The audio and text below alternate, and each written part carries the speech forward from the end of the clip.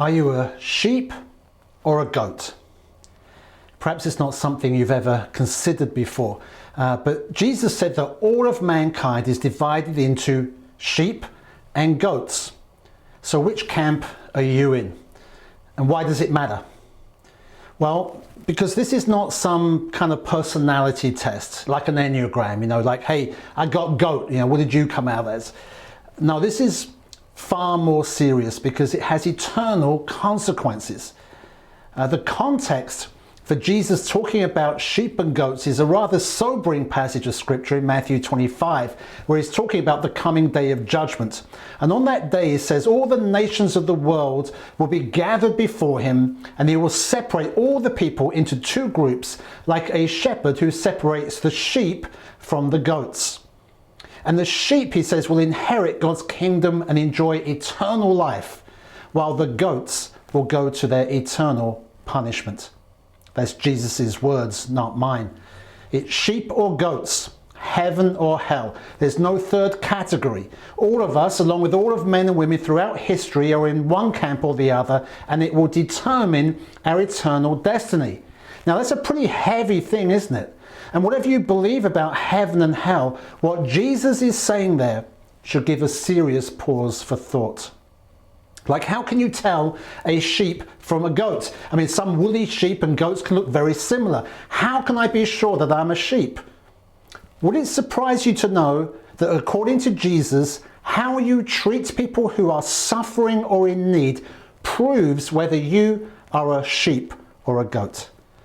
Let's just read that passage from Matthew 25. He says, when the Son of Man comes in his glory and all the angels with him, he will sit on his glorious throne, and all the nations will gather before him, and he will separate the people one from another as a shepherd separates the sheep from the goats. And he'll put the sheep on his right and the goats on his left. And then the king will say to those on his right, come, you who are blessed by my Father, take your inheritance, the kingdom prepared for you since the creation of the world. For I was hungry, and you gave me something to eat. I was thirsty, and you gave me something to drink. I was a stranger, and you invited me in. I needed clothes, and you clothed me. I was sick, and you looked after me. I was in prison, and you came to visit me. And then the righteous will answer him, Lord, when did we see you hungry and feed you, or thirsty and give you something to drink? When did we see you a stranger and invite you in, or needing clothes and clothe you? When did we see you sick or in prison and go to visit you? The king will reply, truly I tell you, whatever you did for one of the least of these brothers and sisters of mine, you did for me. And then he will say to those on his left, depart from me, you who are cursed, into the eternal fire prepared for the devil and his angels. For I was hungry, you gave me nothing to eat. I was thirsty, you gave me nothing to drink. I was a stranger, you did not invite me in. I needed clothes, you did not clothe me. I was sick and in prison, and you did not look after me. And they also will answer, Lord, but when did we see you hungry or thirsty, or a stranger or needing clothes, or sick or in prison, and did not help you? And he will reply, truly I tell you, whatever you did not do for one of the least of these, you did not do for me. And then they will go away to eternal punishment, but the righteous to eternal life. Wow. It would seem then from what Jesus said that sheep and goats will be known by their response to people who are suffering and in need. Now I can almost hear people saying, how can that be? Surely those who belong to the Lord, those who are destined for heaven are those who have put their trust in Jesus. It's those who have believed the truth. It's not our good works that determine whether we are sheep or goats. And of course, that's absolutely true. Paul says that in Ephesians 2, doesn't he? He says there, for it's by grace you've been saved, through faith. And this is not of your own doing. It is the gift of God, not a result of works, so that no one may boast. We are saved. We are justified. We're made right with God. through our faith alone. And even that faith is a gift of God's grace. It's not by our works. You know, we brought nothing to the table. We contributed nothing to our salvation. You know, we can't boast about anything that we did, only in what Christ has done for us through his death and resurrection, right? That when we were dead in our sins, God, who is rich in mercy, made us alive in Christ. Hallelujah. However, what Jesus was saying is that if we've been truly saved, or blessed by his Father, as he puts it, if we're truly sheep in his fold by the grace of God, then it will be evidenced by our attitudes and our actions towards people in need, because that is the test of true faith. The Apostle John makes the same point in his first letter. So does James in his letter. In James chapter 2, it says, if our faith in Jesus doesn't lead us to show mercy to people in need in practical ways, it's not true faith, and therefore we must not be saved. Such a faith cannot save us, he says, because the test of true faith, the evidence that we are truly his, will be seen in how we treat people who are suffering. And I would suggest that suffering could be any number of reasons, you know, physically, psychologically, emotionally, and so on. That we are to show them mercy. We're to share their burden. We're to seek to relieve their suffering. That is God's litmus test for how genuine our faith is. It's like in the days gone by when people would kind of, you know, bite on a gold coin to see if it was genuine, to see if it left a mark. That was the test. And the mark of God's sheep is mercy. That's the sign. Are we merciful? Are we full of mercy? Full of kindness towards people? Now, before we all go out and try to be merciful to someone, you know, to try and justify ourselves, or because we fear the consequences, let me just ask the question, who should we show mercy to? Okay, I'll come back to why we should show mercy, but let's first consider who. In Matthew 25, as well as in the letters of John and James, it seems clear that the people they're talking about are fellow believers. These brothers and sisters of mine, says Jesus, which most commentators agree is referring to believers, right? Those in God's family who are suffering or in need. The point being that if we can't show practical love and care towards our brothers and sisters in Christ, right, towards those who are suffering in our own family, then our faith is dead. If we're truly one of God's children, then we'll show mercy towards our brothers and sisters, whoever they are, because that's what true families do. As I said in the beginning of this series, showing mercy may start in the house of God, but it shouldn't stay there.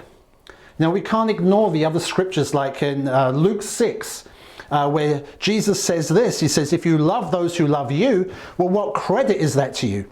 Even sinners love those who love them. And if you do good to those who are good to you, well, what credit is that to you? Even sinners do that. He says, but love your enemies, do good to them, lend to them without expecting to get anything back, and then your reward will be great, and you will be children of the Most High, because he is kind to the ungrateful and wicked. So be merciful, just as your Father is merciful. So, if we only love our own family and those who love us, if we only do good to them, we're no better than an unbeliever, he says. Right? Every family or tribe takes care of their own. But we are called to go beyond that. We are called to be merciful, even as our Father is merciful, which means doing good to our enemies, showing kindness to the ungrateful and the wicked. And we see this principle very clearly in the interaction that Jesus had with a Jewish lawyer in Luke chapter 10. You can look it up yourself. It starts at verse 25. The lawyer was an expert in Jewish law, in what was required to live as one of God's people. And he asked Jesus a question to test him. He was kind of laying a trap. He said, what shall I do to inherit eternal life? In other words, how can I make sure I'm a sheep? And he was probably hoping Jesus would say something negative about the law. But Jesus affirmed the law. He kind of turned the tables on him and said to the man, how would you summarize the law?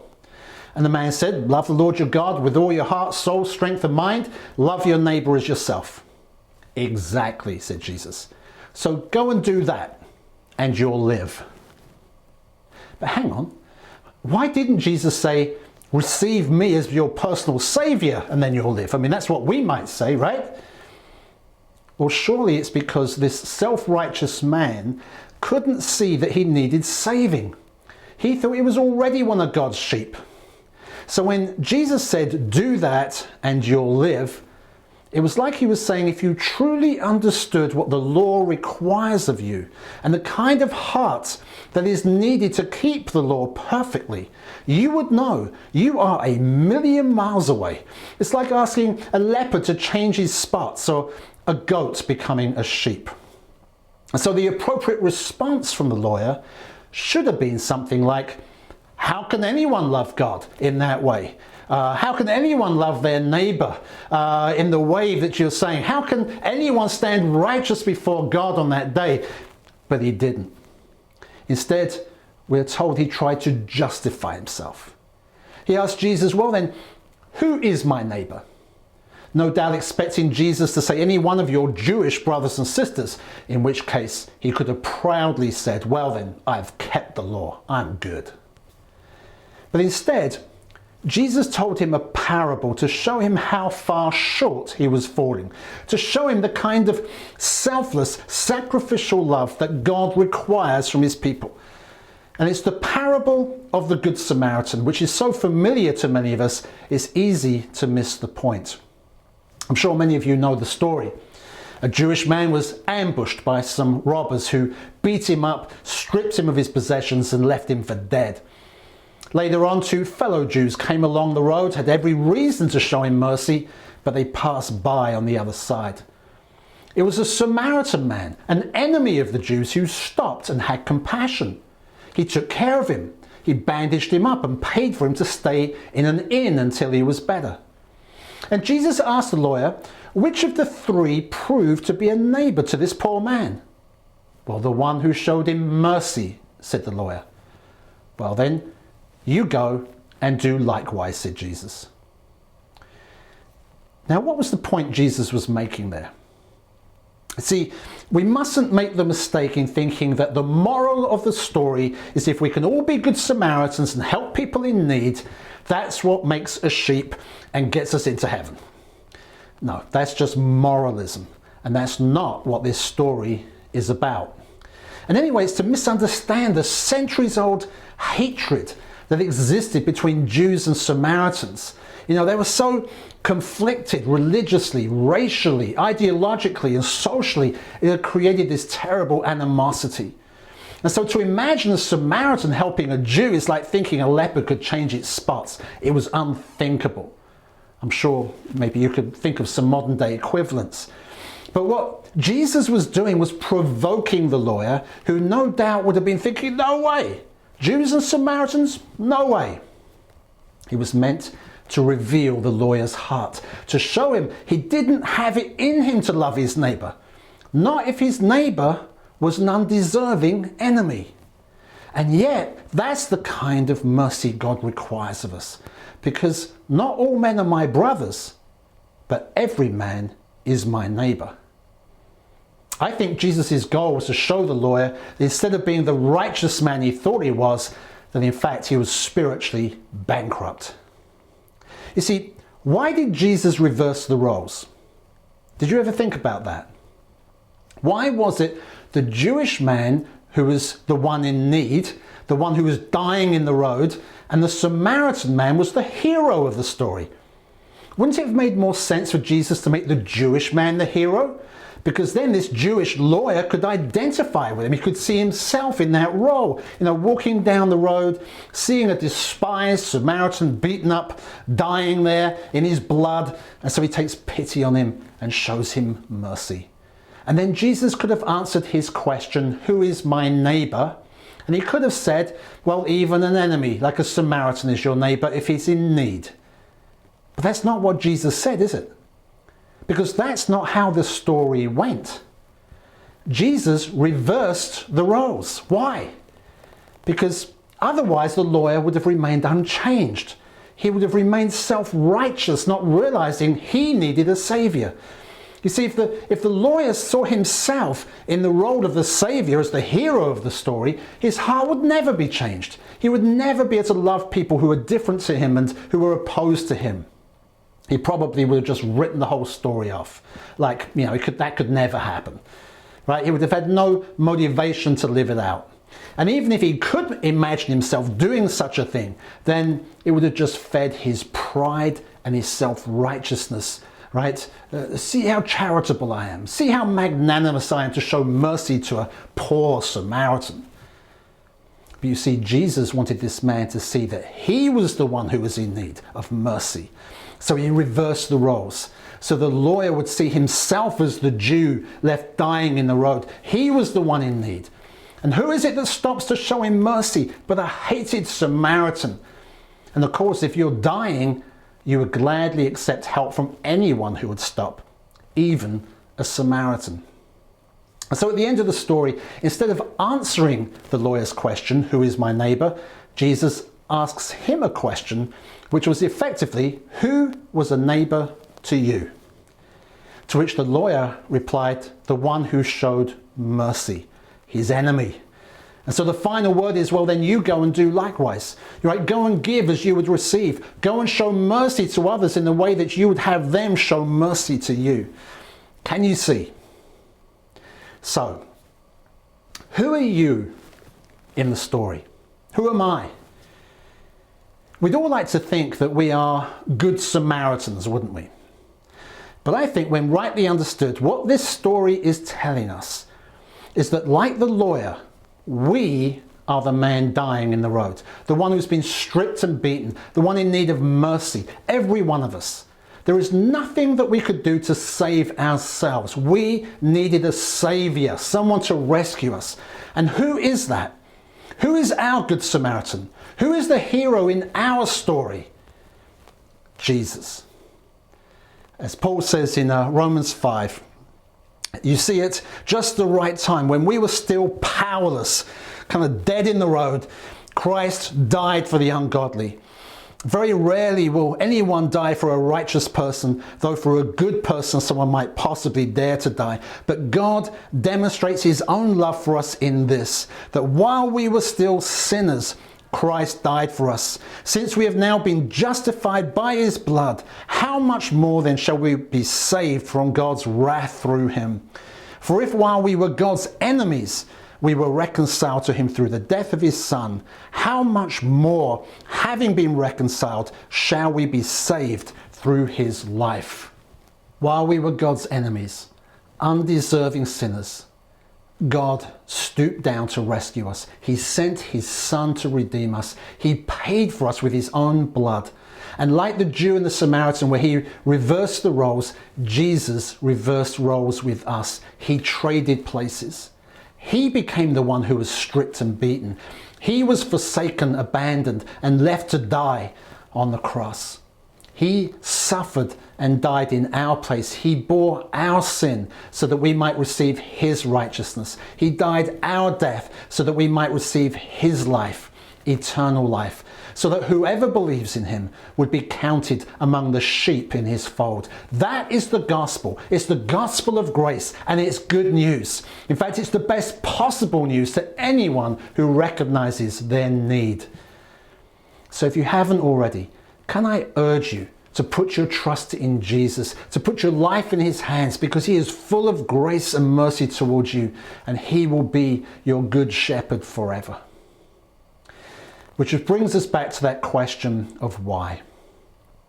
Why should we show mercy to people, whether they're our brothers or our enemies, deserving or undeserving, grateful or ungrateful? Why would we do that? Fear of being counted among the goats? Trying to justify ourselves before God? You know, that will never motivate us to show the kind of mercy that Jesus is looking for. It just leads to dead works.